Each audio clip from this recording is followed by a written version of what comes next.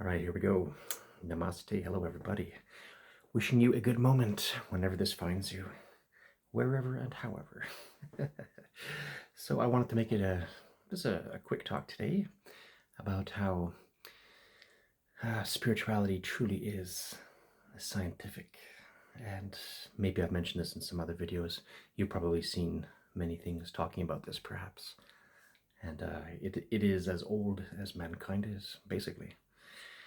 So, in a world where I truly may say, profess, confess, and give with all my heart, more than ever we need to have this sort of thing established to prove the science of the soul. Particularly if we're people that are born, predominantly in, let's say, modern aspects of the world and maybe have a background in certain scholastic upbringing. We often often. In some cases, we don't think beyond what we've been taught in certain capacities. And we take for granted a lot of things. That can be scientifically, that can be religiously, that can be hearsay from any sort of thing. Meaning we hear something and we repeat it. Yeah, sure. All kinds of textbooks. For someone like me, and maybe some of you, I like the path of Jnana Yoga, which simply means the path of wisdom and trying to study and to read in my mind, but also very importantly is the scientific proof if the spiritual things that are being said are true, and in many cases they certainly are, without a shred of a doubt, incredibly true. Irrefutably so. So it is also important to have an empirical mind in the sense that, yes, we need to, study things and analyze it. As I have said it before, and I'm happy to say it again and for the rest of my life. The word science comes from the old Greco-Roman, the Latin word scientia. And scientia meant originally knowledge. And from this we have conscience, scientia, etc., etc. The science of things, the knowledge of things. So the ancient Greeks divided this into different compartments. And now we're in a place where we understand the development of physical sciences. Now, Scientia had its own schism, where you had empirical study in physics, and then we had modality of thought, and how about the mode of being. What's popular right now in the world, which is very good, is sort of the realignment with some of the Stoicism teachings that the ancient Greeks had, for one example. So Marcus Aurelius in his Meditations was very much enamored with the Greek philosophy of this, for example. So there is physical things, there are mental things, there are emotional things. We have all these proponents that make up the person. Nobody is, in their entirety, a body only. You are thought that is past this. Consciousness, of course, that is past this. Most of us know this by now. We're not limited to any thought we might have. We can send our mind to the furthest reaches of the cosmos and imagine all sorts of things. And even for the very fact that we can imagine these things, perhaps that they possibly do exist in a variety of ways. Who knows? So in a place where we need validation, this is what our world, I believe, is firmly coming to, is the soul and the science together and into one, giving the most profound comfort because it is direct cognizance and direct understanding, and the producing of the feeling of bliss, and not false bliss. Like, for example, sometimes we hear a joke and maybe we exaggerate our laughter, ha, or something, right? So that kind of thing is, the idea of an expected reaction behavior or something. The true bliss that we feel when we go into meditation or different yogic sciences, or even prayer and genuflection, it doesn't matter what religion or philosophy you follow per se. The end result would be the same, in that a state of calm and peace and knowing and blissful. A person that is following the path of this openness, open-mindedness, is probably going to have an easier time finding these things than someone who is putting, God or the universe on the judgment seat, or using scrutiny, as some others have said who are wiser than me. A lot of people would condense anything they hear or see into their own framework of what they think is logic or logical. So this is men and women, but in particular for men, we see that there's an inclination, or let's just say the masculine propensity of the empirical mind in men and women, physically speaking, might want to, and would not rather submit full belief until they know something. And there's absolutely nothing wrong with that. That is a very good idea, not to believe in things necessarily before we've seen them. On the other hand, we may have faith when we realize our higher self and our real true self that is beyond these types of physical manifestations. The source of thought. What is the source of thought? What is the source of emotions? If we take a time to study about this a little bit, we will see that it's not a physical accident merely. The universe is not condensed to, well, Newtonian physics. Years and years and years ago, when people had more time and patience, perhaps, and now too, depending on, if you choose to follow suit, or wish to go somewhere in solitude, or live in a country or setting where there's a lot of quiet, then it might be easier to sort of shut the mind down. However, even in a itty bitty and a big gritty city, netty, not this, not that, but both of those. So we have an understanding wherever we may be situated. There are benefits to certain seclusions or being with nature to sort of calm and slow the mind down. Very unfortunately, we're in a state where we're often acting and reacting to the environment and the surroundings and the world and its impositions, imposing things upon people. Most often the motivation factor for that is what? Success or striving to survive, to make your environment as comfortable as possible. Fair enough. But we're in a increasingly growing state of mental issues and people feeling lost in many cases. The world, the TV, the media, the internet is vast and broad, but if we're receiving projections and narratives, it can be very hard to disassociate and to say, oh, maybe there are many things that I don't know. Classic example, well, the tip of the iceberg. So we may see a little bit of snow ice sticking out of water, and we can know, oh, after investigating, this goes quite deep. Or we may see with our eyes, oh, look at the stars. But if we had a telescope or something, we'll see, oh, wow, it's bigger than I thought. It is as big as you can think, and it's even bigger than that. And that can all be verified. So I like to listen to a lot of teachers. I don't have a physical guru or teacher myself. I have many, actually. And this is on videos, this is on ancient books that I like to read, and this is also with my own connection to spirits and invisible guides who are very real, although to say that to someone who has not passed the threshold to have experiences with that, it may seem very skeptical or suspicious of it. Fair enough. But we're here to talk about spirituality as a science, the soul science. So Ravi Shankar said something very nice, and whether or not he originated it, I love that man. He truly has turned into a sweet, humble sage, particularly in these latter years. I love this man, absolutely adorable. And he said, well, look at this. The ancient rishis in India, for example, who would sit and meditate and try to find ultimate truth, they would want to become as Lord Shiva, which is the Adi Yogi, the father of yogis, meaning what can a human being do to find sublime truth and transcendental truth, and even the idea of understanding how do we work with this 3D body, with nature as well. So they would have had that. They would have the understanding of the cosmos and the earth being round before any Westerner ever proved that with physical science. And they just knew that and were able to see it. They were able to even transcend the mind and go into states where they could sort of do a big zoom out like Google Earth or something. And woo, oh my, and then come back and go, oh, it is so-and-so. Now, on the other hand, we have the different sciences, and Western scientists are extremely intelligent persons, many of them. I would think that you would be a wise one. So there's a difference between intellect and wisdom, like street smarts versus book smarts, right? But if you can have both, that would be fantastic. So I think if you're following any tradition from the past, whether it's east, north, south, west, whatever, the Westerners had their druids and their wise men, certainly so. as in any country and continent, right? So now we're in this place where we're looking for the marriage between what we can say is this 3D world and the divinity and the other world and the universes, and how real are they.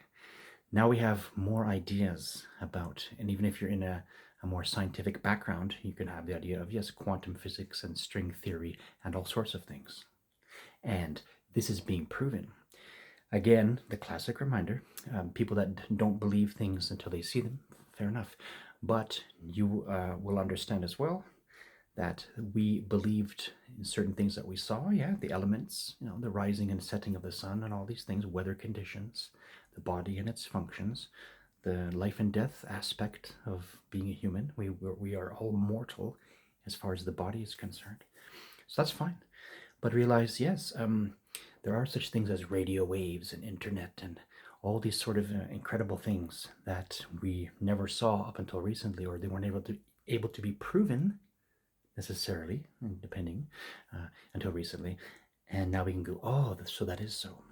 So I would suggest very, very deeply, a person who is looking for any scientia, real actual knowledge, whatever your background might be, is to try to do it with the open heart and the open mind, and saying, I don't have all answers, and I must somehow realize that there is more than what I yet know, and I will continue to grow and learn. And that will make me a real scientist, a Scientia follower, and that will make me a real yogi, etc.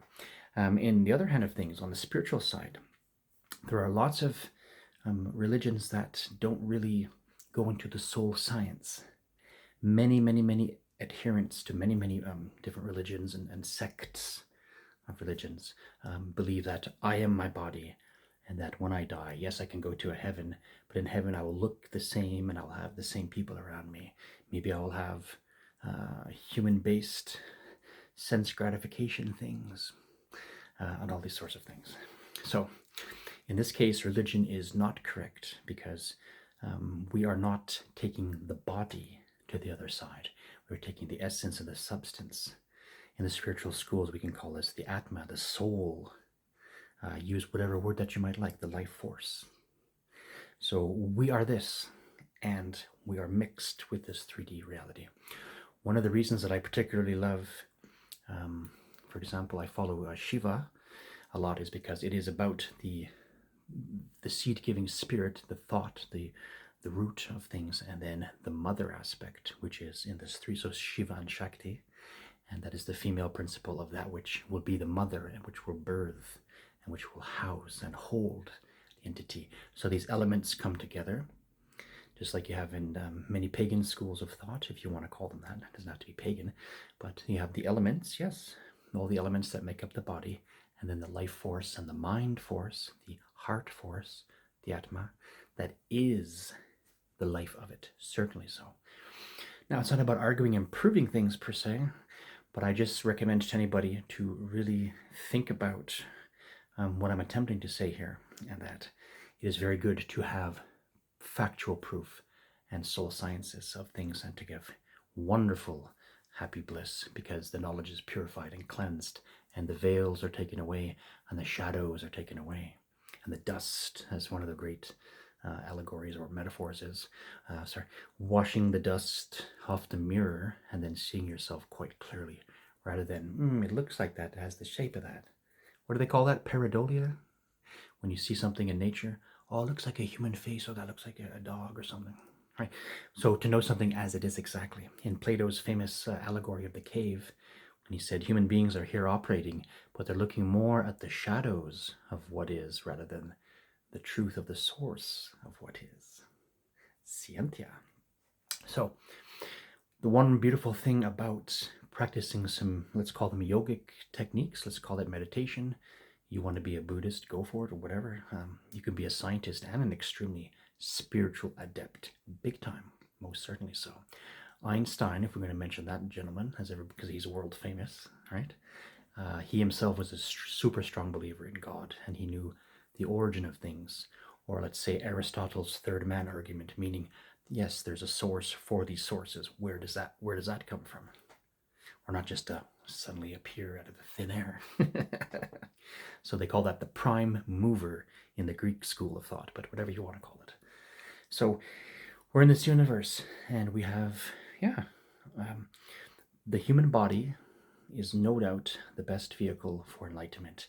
And even in the spirit world, even in worlds where there are, different beings, the levels of consciousness, and let's just say amalgamations, contingencies, I don't know how to say it, of different energies that have come together, atomic particles. Look at the word atma and atom, atomic, and adam, atom, atma.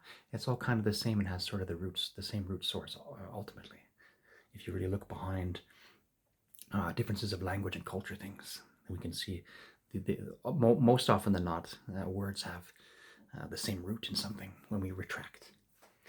So many people are eager to see this happen. We're in a place where we need this to happen.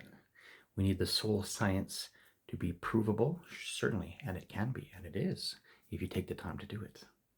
So let's say, for example, and I'm saying it gently, I'm certainly not picking on anyone.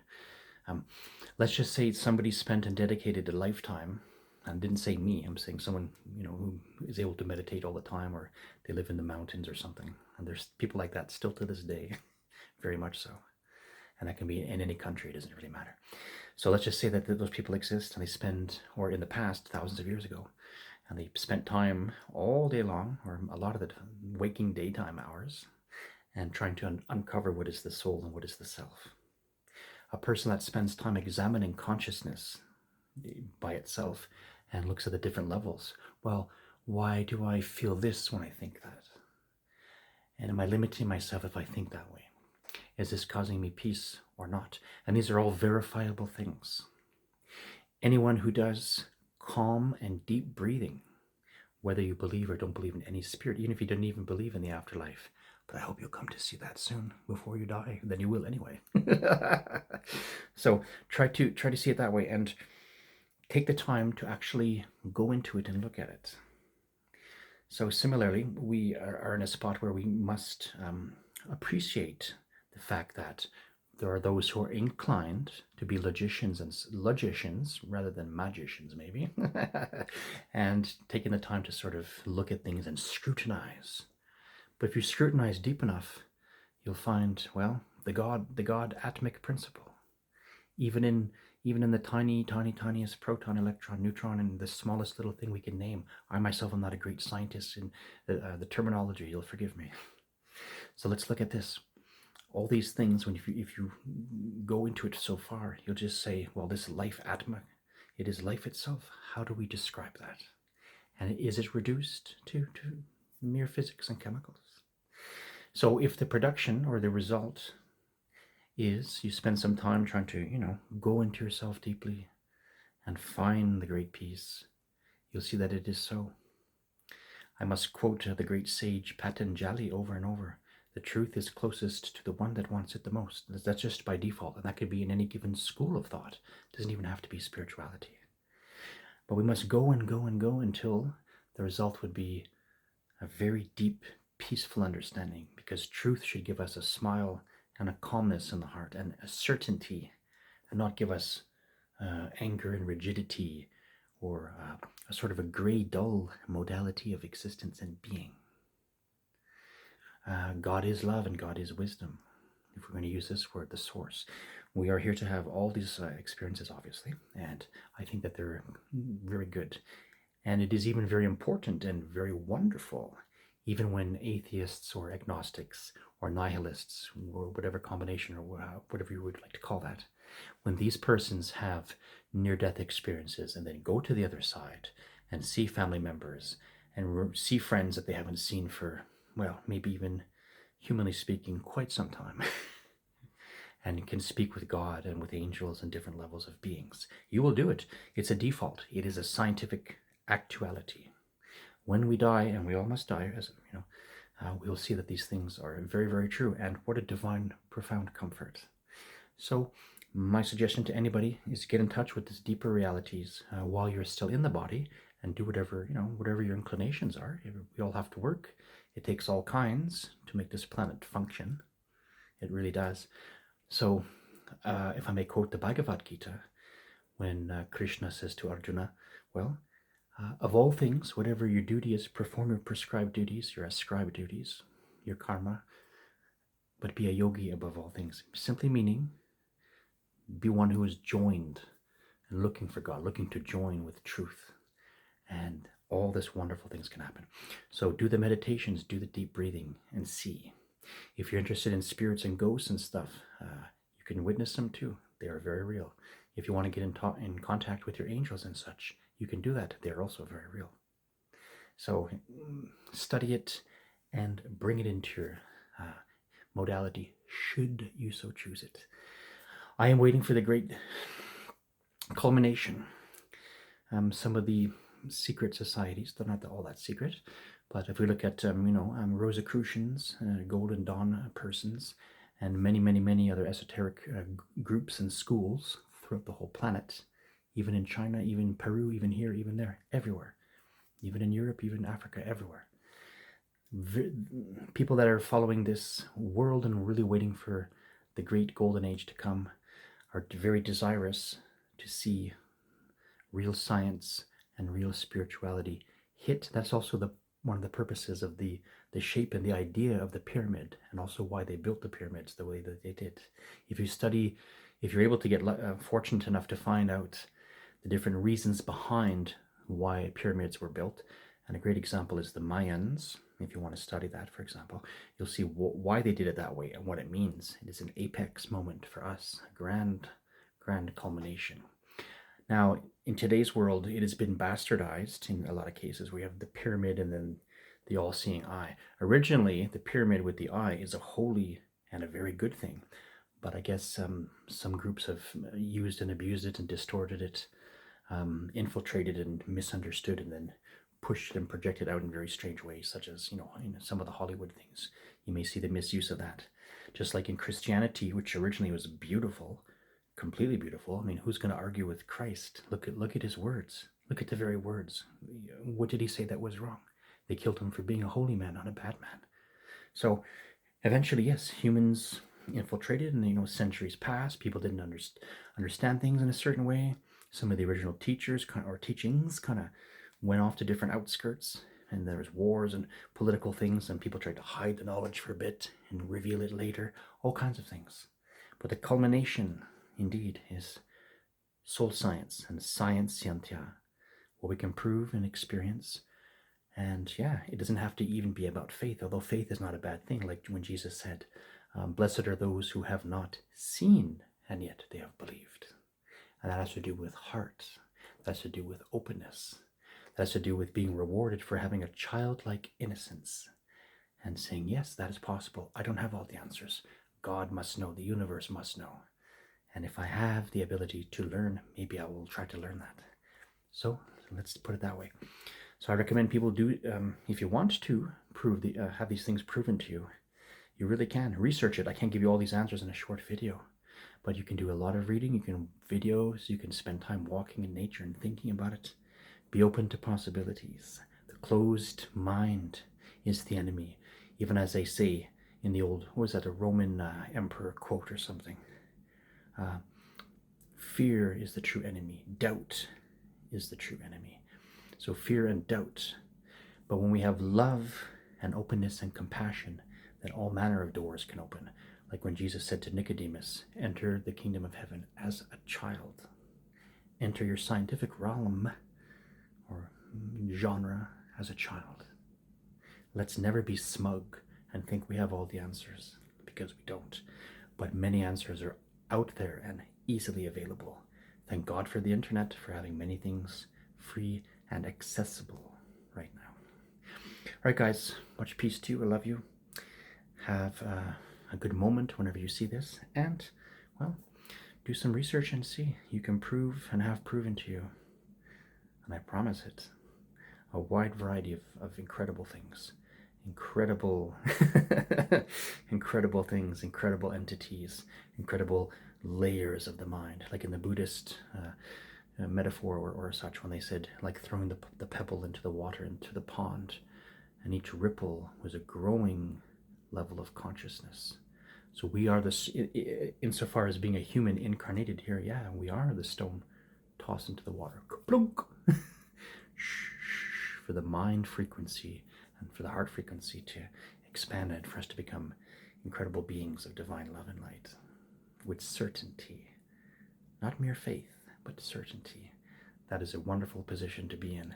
It dispels all fear and all doubt. As St. John said, perfect love casts out all fear. Naturally. It's hard to get there sometimes, but when we can get into that modality, nothing to be afraid of, I'm going to die anyways. Let's be in that state of love and light, and at least we can have conversations without argumentation and hopefully without our ego getting in the way. We can all be guilty of that. But let's not have disputation. Let's have the desire for truth to come to the service, ever be at the forefront. That's very important, I think. All right, namaskara. Take care, my friends, and catch you on the flip side. Take care.